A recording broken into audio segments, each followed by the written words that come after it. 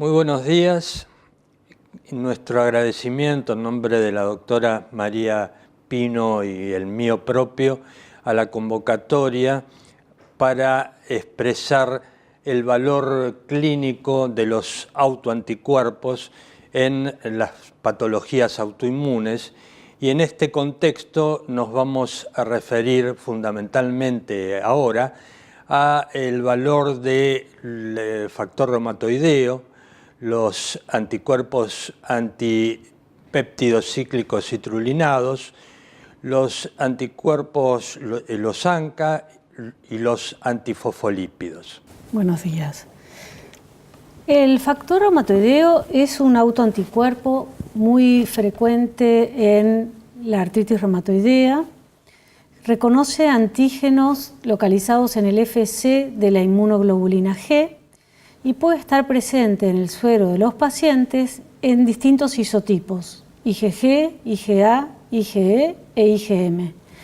El factor reumatoideo que detectamos en el laboratorio por su utilidad clínica es el factor reumatoideo en el isotipo IgM. Este autoanticuerpo puede estar presente en el 48 al 60% de los pacientes con artritis reumatoidea temprana, en AR establecida en un porcentaje un poco mayor, por lo tanto hay un grupo de pacientes que positivizan el anticuerpo en la evolución, y la especificidad es limitada del 68 al 80% porque podemos detectarlo en todo este grupo de enfermedades, ya sea el tejido conectivo, como infecciosas, oncohematológicas, inflamatorias crónicas, en personas sanas, principalmente mayores de 65 años. Pero la característica de este anticuerpo en la artritis reumatoidea es que se encuentra en niveles superiores a los que observamos en el resto de las patologías nombradas, con excepción de dos enfermedades que son el síndrome de Sjögren y la crioglobulinemia mixta, enfermedades en las cuales el factor reumatoideo IgM está en niveles tan elevados y tan frecuentes como en los pacientes con artritis reumatoidea. El factor reumatoideo es un autoanticuerpo que es un marcador diagnóstico de esta patología. Su presencia se asocia al desarrollo de la enfermedad.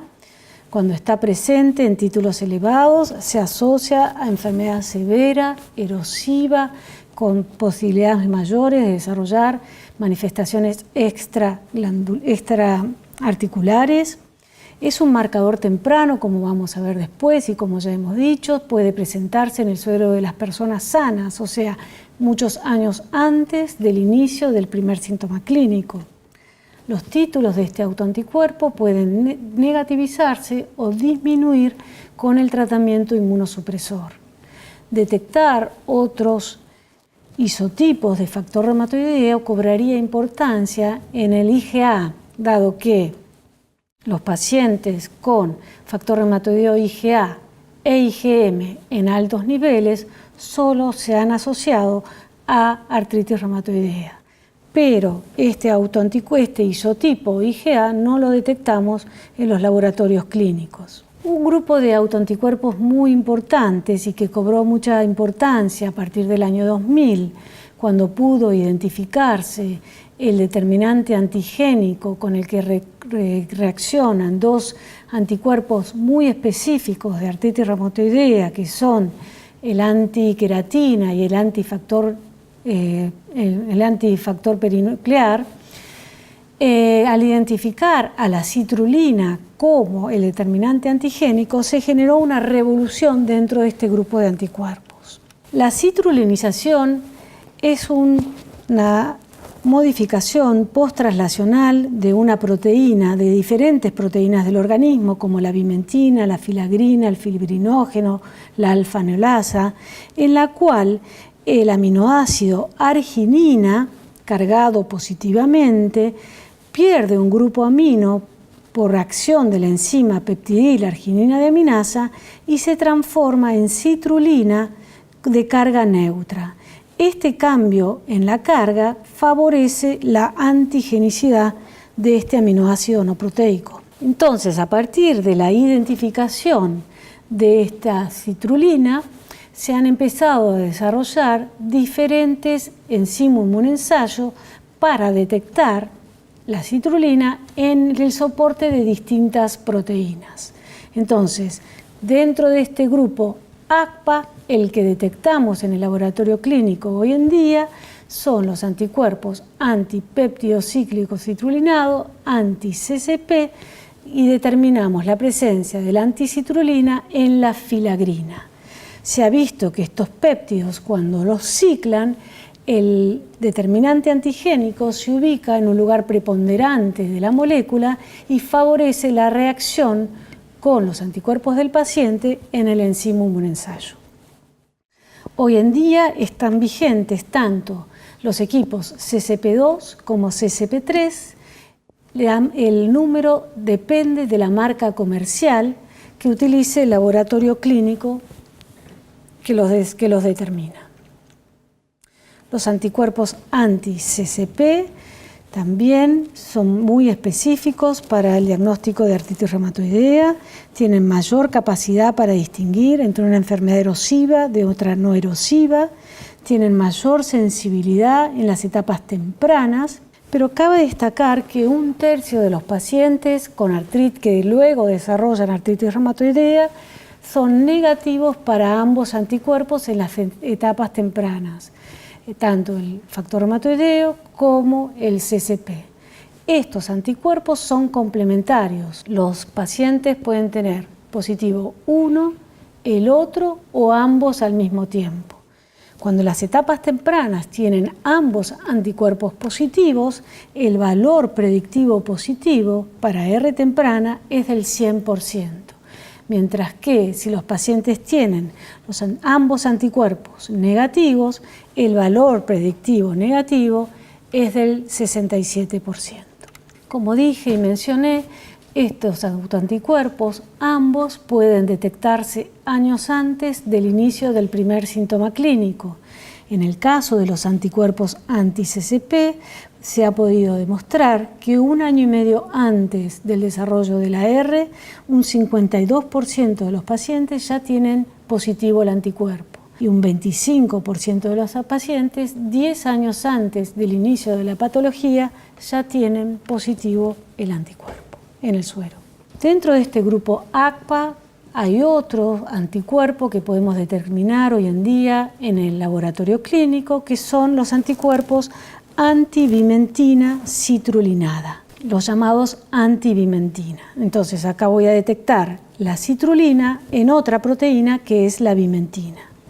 Algunos trabajos sugieren que cuando los pacientes tienen anticuerpos antivimentina positivo con anti-CCP negativo en las etapas tempranas, este grupo de pacientes tienen posibilidades de desarrollar una enfermedad más agresiva que cuando los dos anticuerpos son negativos.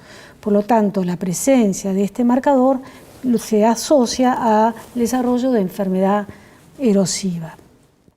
Cabe destacar que así como se pueden determinar, estos anticuerpos no forman parte de los criterios de clasificación para artritis reumatoidea del Colegio Americano de Reumatología. Cuando uno ve un paciente con una artritis reumatoidea establecida, en rigor está viendo la punta de un iceberg que tardó en formarse.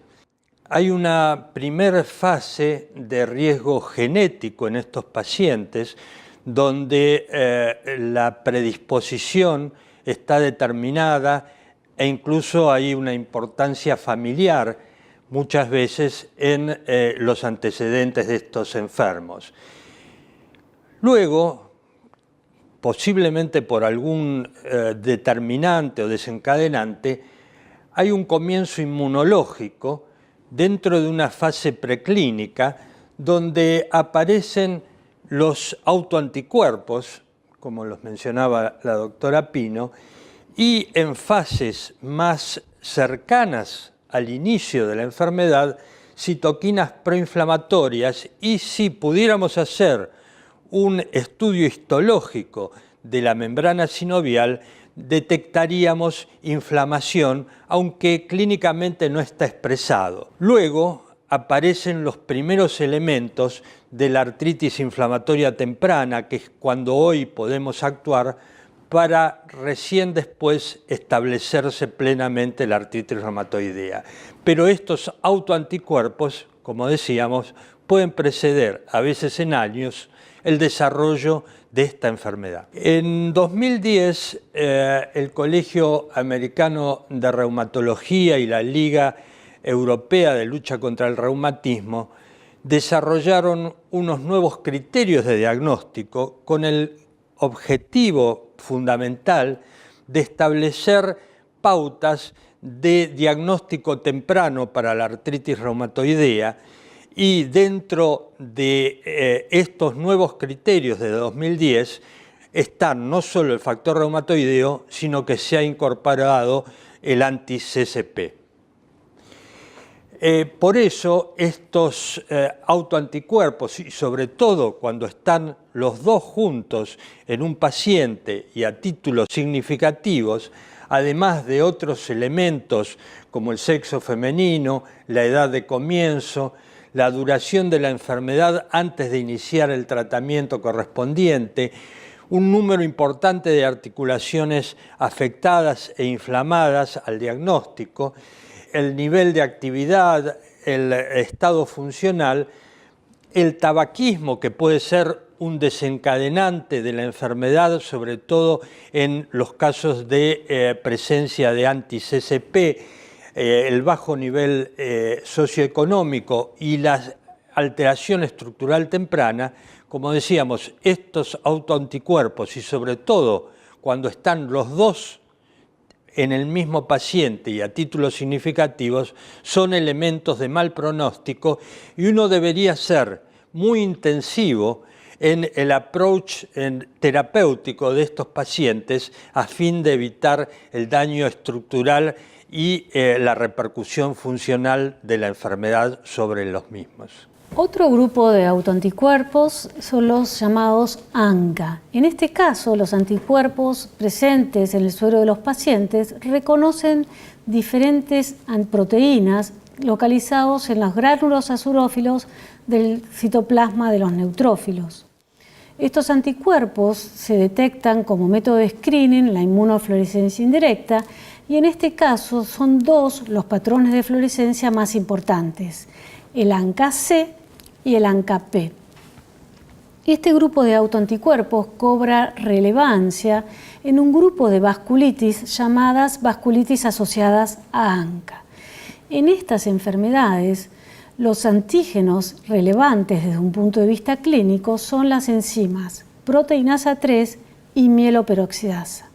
Por lo tanto, hoy en día también contamos con la herramienta de poder confirmar por enzima inmunensayo la imagen de fluorescencia que obtenemos por IFI. Podemos detectar los anticuerpos anti-PR3 por enzima inmunensayo y los anti-MPO. El anti-PR3 se asocia a la imagen C de fluorescencia, como vemos a la izquierda de la imagen, donde el citoplasma de los neutrófilos se observa una imagen moteada fina, y a la derecha podemos observar la imagen P, donde florece la periferia del neutrófilo y ya no vemos entonces el citoplasma. Imagen C e imagen P.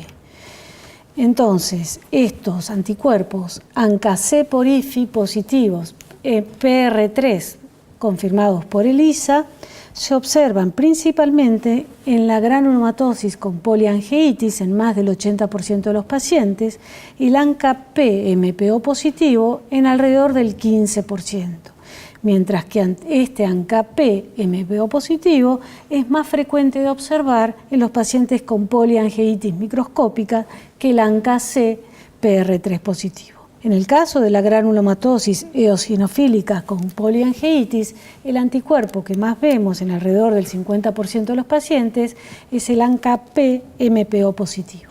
El ANCA-C-PR3 positivo, como dije entonces, se asocia con diferente sensibilidad a la ex-granulomatosis de Wegener, hoy llamada granulomatosis con poliangeitis, y depende si la enfermedad es generalizada, si es limitada o si el paciente está activo o en remisión, los porcentajes de presencia van a ser distintos.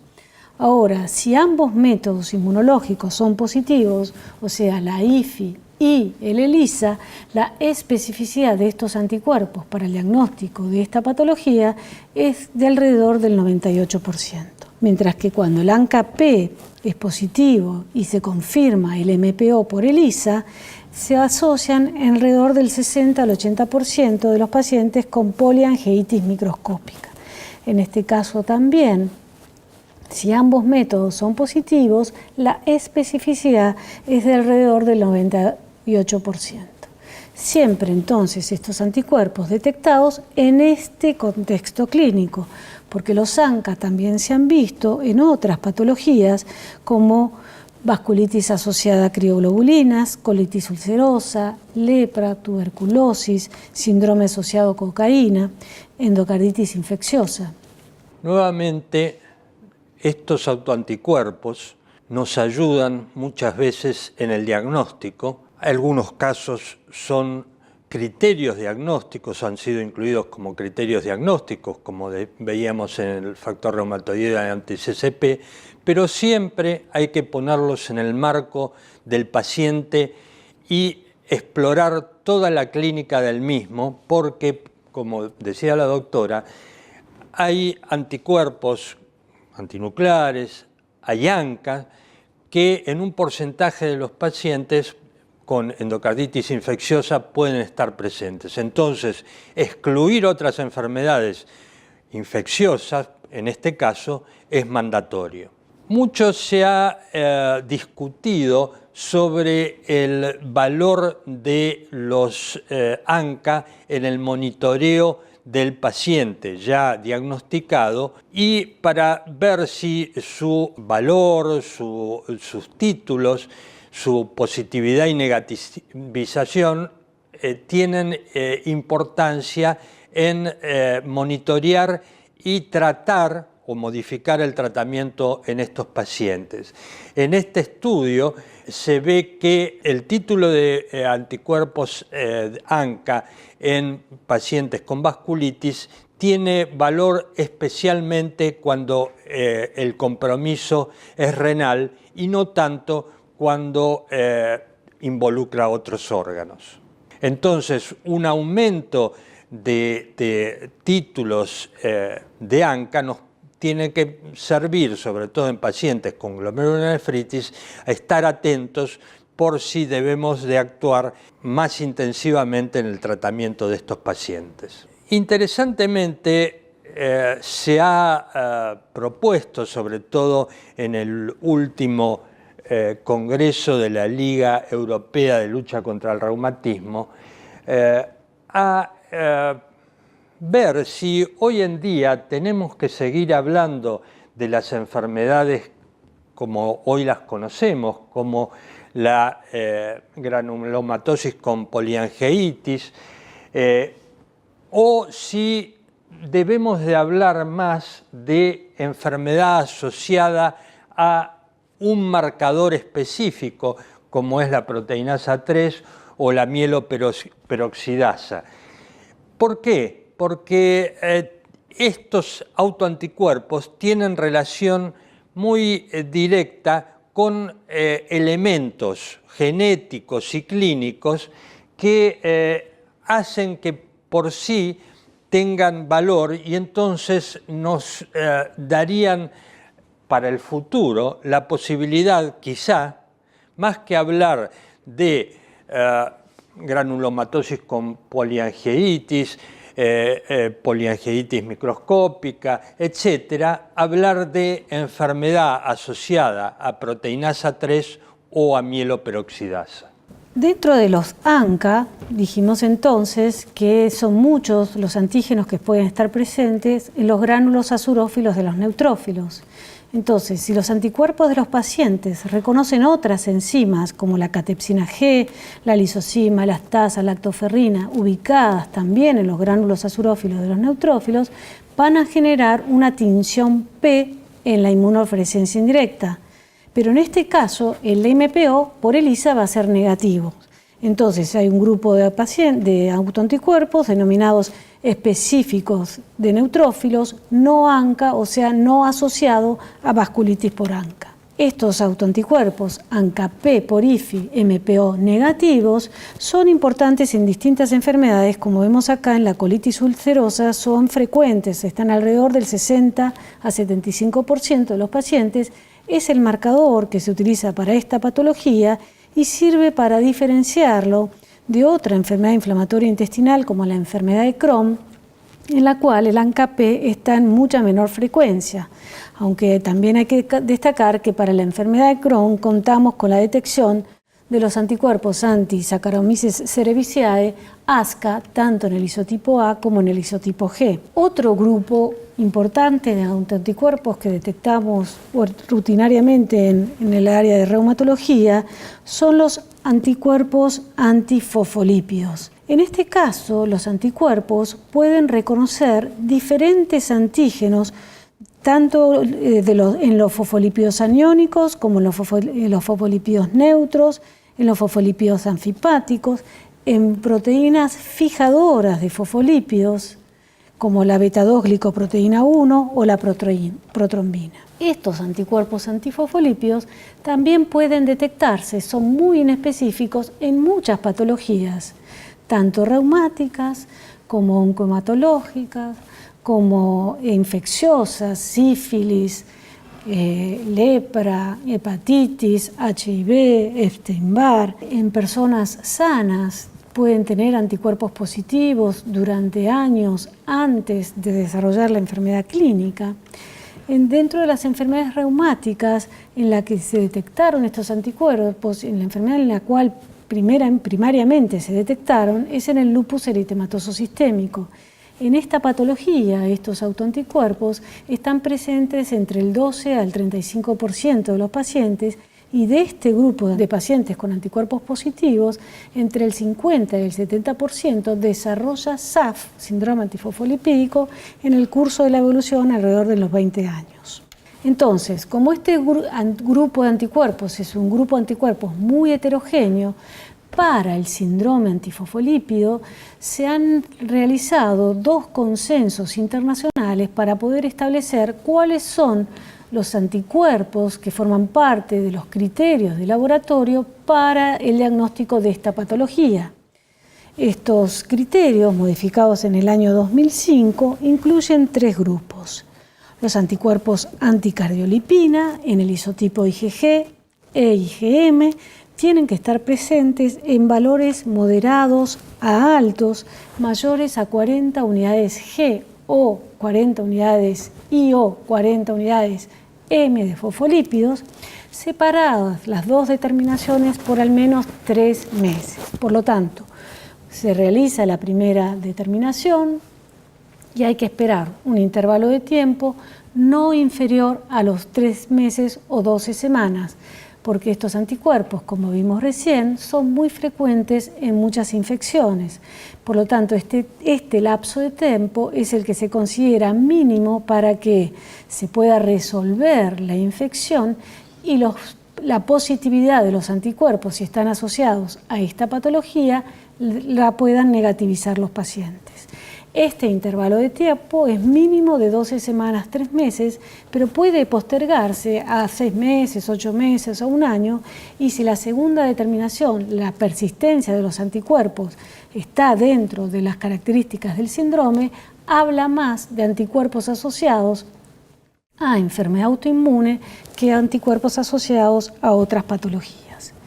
El anticoagulante lúpico, como vamos a ver después, también tiene que ser confirmado en una segunda determinación, separado por este lapso mínimo de 12 semanas. Y en el 2005 se incorporaron a los criterios los anticuerpos anti-beta-2, glicoproteína 1, tanto en el isotipo G como en el M, y tienen que estar presentes en títulos moderados a altos, más allá del percentilo 99 de la población normal. Estos anticuerpos también tienen que ser confirmados en una segunda determinación separada por un intervalo de tiempo mínimo de 12 semanas.